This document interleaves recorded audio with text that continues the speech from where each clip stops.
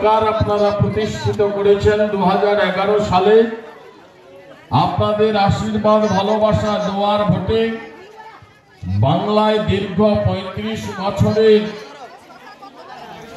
বামফ্রন্টের আমলের অপশাসন, স্বজন পোষণ, নারী নির্যাতন থেকে শুরু করে নিত্যদিনের খুন সন্ত্রাস, বাংলা বন্ধ, হরতাল থেকে শুরু করে বাংলায় যে অগ্নিগর্ভ পরিস্থিতি, সেই পরিস্থিতির অবসান ঘটিয়ে 2011 সালে আপনারা মামাটি মানুষের সরকার প্রতিষ্ঠিত করেছেন।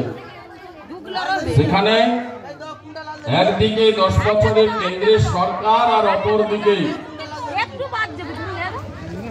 13 বছরের বাংলার মামাটি মানুষের সরকার, দুটিকে পাশাপাশি রেখে আপনারা আপনাদের একেবারে হৃদয়ের অন্তঃস্থল থেকে বিচার বিবেচনা করে তবেই 25শে মে আপনার মহামূল্যবান ভোটাধিকার প্রয়োগ করবেন।